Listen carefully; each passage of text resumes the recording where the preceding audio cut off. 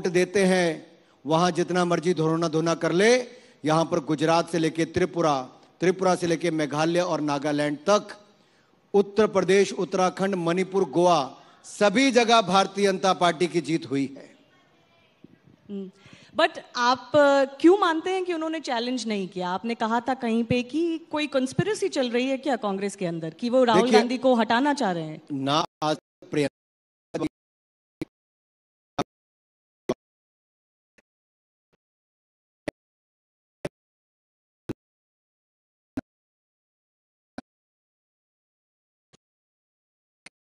इस बेसिस पे कह रहे हैं कि ये साजिश है, क्योंकि हो सकता है ये उनकी स्ट्रैटेजी हो, वो सिंपैथी गार्नर करना चाह रहे हैं, लोगों को मोबिलाइज करना चाह रहे हैं। सड़क पे कहीं पे 4 लोग, कहीं पे 6 लोग, कहीं पे 12 लोग, कहीं पे 18 लोग, और कहीं तो राजस्थान में एक मंत्री ने यहां तक कह दिया अगर राहुल गांधी की सपोर्ट में नहीं आओगे तो पार्टी से निकाल दिए जाओगे।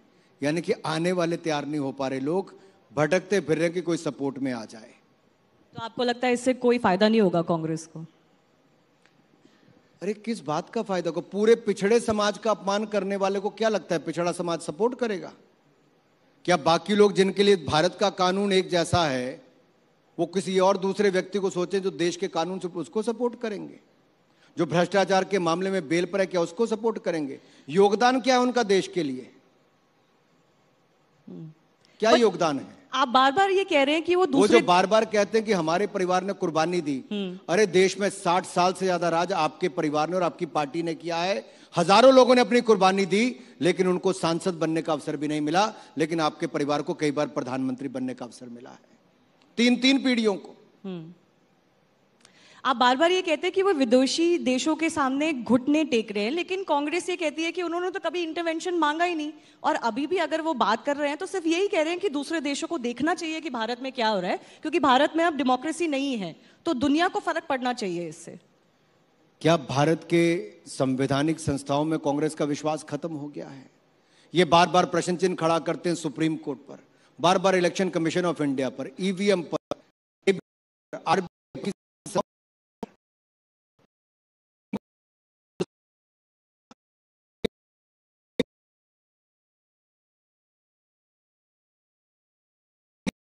नहीं कि 140 करोड़ के देश में इतने साफ सुथरे चुनाव करवा लें।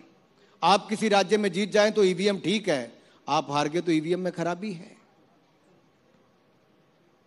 पर मैं आपसे एक सवाल पूछना चाहती हूं, आप इंफॉर्मेशन और ब्रॉडकास्टिंग मिनिस्टर भी हैं। बीजेपी बार बार ये बोलती है कि एक वेस्टर्न नैरेटिव है इंडिया के खिलाफ, उसकी ग्रोथ के खिलाफ वेस्टर्न एजेंडा चलता है, उसमें बहुत से भारतीय लोग भी मिले हुए हैं। अभी आपने बीबीसी टर्म यूज किया, आपने देखा होगा कि उस डॉक्यूमेंट्री को लेके कितना बवाल हुआ। उसके बाद कुछ ओपेड्स वगैरह भी लिखे जाते हैं, मैगजीन में कवर होते हैं। बट क्या बीजेपी लेड सरकार, सेंट्रल सरकार, इस नैरेटिव को इफेक्टिवली काउंटर कर पा रही है? अगर ये नैरेटिव है तो सरकार की भी जिम्मेदारी बनती है कि आप उसको काउंटर करें, इफेक्टिवली करें। सन 2001 के बाद 22 साल हो गए, देश के अंदर और देश के बाहर, चाहे राजनीतिक दल हो या मीडिया हो, एक सुनियोजित ढंग के साथ मोदी जी के खिलाफ प्रचार किया। और मुझे बताइए, पूरे देश के कोर्ट्स, सभी जांच एजेंसियों ने अपनी जांच कर ली, सुप्रीम कोर्ट तक जाके निर्णय हुआ, तो उसके बाद बीबीसी कहां से जागी? 2023 में क्या महत्व था उसका? चुनाव आने से पहले सब ताकतें जाग जाती हैं। क्या देश के सुप्रीम कोर्ट से बड़ा बीबीसी हो गया है? आप तय कर लीजिए देश के अंदर किसका चलना चाहिए। और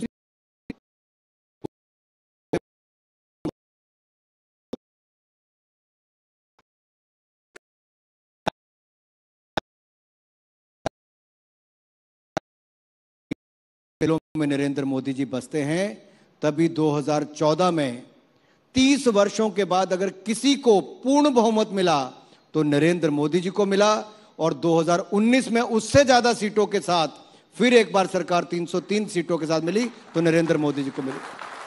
और 22 साल के अपने राजनीतिक करियर में, 22 साल छोटे नहीं, कम नहीं होते, एक भी छुट्टी जिस व्यक्ति ने अपने लिए, अपने परिवार के लिए ना ली हो, अपनी मां के देहांत के यानी कि उनको अग्नि देने के 2 घंटे के बाद वो देश के लिए अपना काम वापस शुरू कर दें। मैंने तो अपने 48 साल के जीवन में कोई प्रधानमंत्री ऐसा नहीं देखा, ये केवल नरेंद्र मोदी ने करके दिया। ये समर्पण भाव है। आप इनकी तुलना किससे करते हो? राहुल गांधी जी से। वो अपने आप को कहते हैं मैं सावरकर नहीं बन सकता। अरे भाई, तुम कुछ नहीं बन सकते। हर तीसरे महीने के बाद तुम्हें फॉरेन जाना है, विदेशी यात्रा पर जाना है। जिनकी छुट्टियां देश में नहीं होती, विदेश में होती, वो क्या देश के लिए समर्पित होंगे? जिनके लिए देश में नहीं होता, लेकिन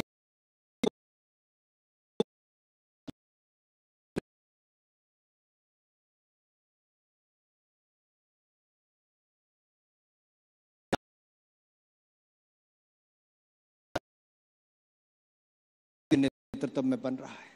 जी, मेरे पास 5 मिनट है। मैं आपसे थोड़ी बहुत स्पोर्ट्स की बात करना चाहती हूँ, लेकिन उससे पहले मैं आपसे पूछना चाहती हूँ, आपने नरेंद्र मोदी जी की बात करी। उन्होंने अभी बीजेपी के हेडक्वार्टर्स में जो फंक्शन आपका हुआ था, उसमें बिल्कुल खुले में बोला था कि करप्शन के खिलाफ जो फाइट चल रही है वो रुकेगी नहीं। बहुत क्लियर मैसेज उन्होंने दिया था।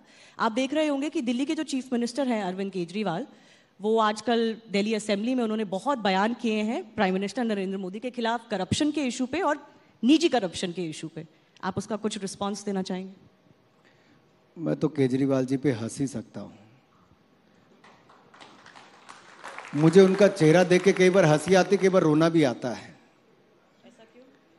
जो व्यक्ति की राजनीति में आना ही झूठ पर हुआ हो, जो अपनी बेटियों की कसम झूठी खाकर राजनीति में आया हो, जिसने झूठ बोलने का नया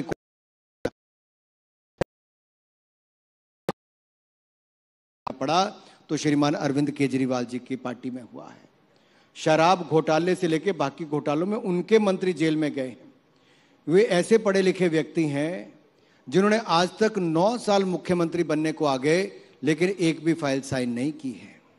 बहुत समझदार आदमी है, पढ़ा लिखा, क्योंकि पता है साइन कर दिया तो जेल जाना पड़ेगा सिसोदिया के पीछे पीछे।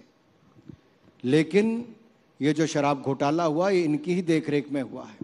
और दूसरा मैं कहना चाहता हूं अरविंद केजरीवाल जी, अगर आप में थोड़ा सा भी दम है, मैं खुली चुनौती देता हूं अरविंद केजरीवाल जी को, अगर इतना सा भी दम है और साहस है और अपनी बातों में आपको विश्वास है, तो किसी चौराहे पर आकर सभी भरी सभा में वो बातें कहो जो आपने विधानसभा में कही हैं।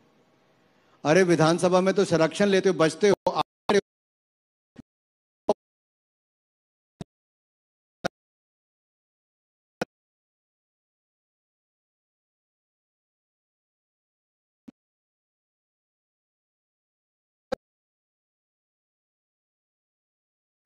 कितने ऐसे मुकदमों में अरविंद केजरीवाल जी ने माफी मांगी है? जरा देश को बताइए, कितनी बार झूठ बोला है? कितने मुकदमे राहुल गांधी जी के खिलाफ चल रहे हैं जहां पे झूठ बोल के अवमानना के उनके मुकदमे चल रहे हैं? अगर इनकी बातों में दम होता तो कोर्ट में खड़े होकर कहते कि रोज सुनवाई कीजिए, इसको सत्य, दूध का दूध पानी का पानी हो जाए। लेकिन अरविंद केजरीवाल ने वो नहीं किया, उल्टे दुम दबाकर भागे और माफी मांगी हर बार जाकर। अगर दम है अरविंद केजरीवाल जी, तो किसी भरी सभा में बोलकर देखो, फिर ना आपको भी कोर्ट के चक्कर काटने पड़े और माफी मांगनी पड़े। फिर उनके ऊपर भी डेफेमेशन का केस होगा? बहुत सारे लोग हैं करेंगे जी, क्योंकि झूठ बोलने का काम तो इनका जाता नहीं है। अगर सच बोलते हैं तो चौराहे बोल के करें ना, कौन रोकता है? सदन से सड़क पर आए, बोले।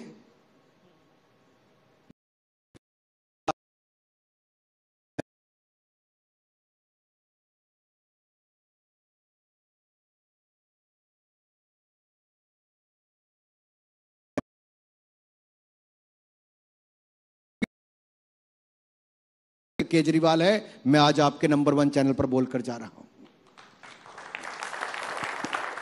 अरविंद, अनुराग जी, मैं कुछ सवाल स्पोर्ट्स पे आपसे लेना चाहती हूँ, क्योंकि जब हम राइजिंग इंडिया की बात करते हैं तो उसमें स्पोर्ट्स का बहुत हिस्सा है।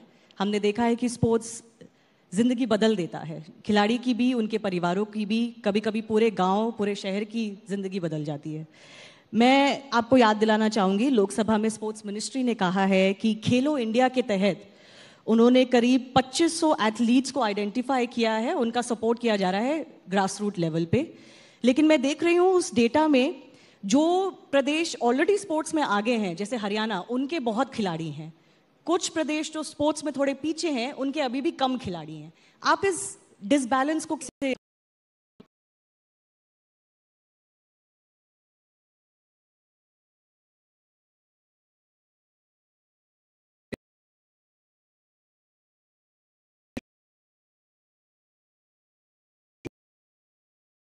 पे लगभग 100 करोड़ रुपए हमारा खर्च हुआ है। दूसरी स्कीम है खेलो इंडिया एथलीट्स के लिए, जहां पर प्रत्येक खिलाड़ी के ऊपर लगभग 6,28,000 रुपया खर्च एक खिलाड़ी के ऊपर होता है। उसकी बोर्डिंग, लॉजिंग, ट्रेनिंग और उसको जेब खर्च भी दिया जाता है। टॉप स्कीम में भी खिलाड़ी को 6 लाख रुपया साल का जेब खर्च मिलता है, यानी कि बाकी सारा खर्चा भारत सरकार करती है। 6 लाख रुपया ओवर एंड अबव मिलता है पॉकेट अलाउंस के रूप में, आउट ऑफ पॉकेट अलाउंस। इसी तरह से इन खिलाड़ियों को, खेलो इंडिया एथलीट्स को 1,20,000 रुपया जेब खर्च मिलता है, जो लगभग 3,000 खिलाड़ी जिनकी आपने चर्चा की। इसके अलावा हमारे 23 नेशनल सेंटर ऑफ एक्सीलेंस चल रहे हैं, जहां पे हजारों खिलाड़ी खेल रहे हैं। साइट ट्रेनिंग सेंटर चल रहे हैं और हमने 1,000 खेलो इंडिया सेंटर देश भर में खोलने की शुरुआत की। और मुझे कहते हुए प्रसन्नता है, हमने 930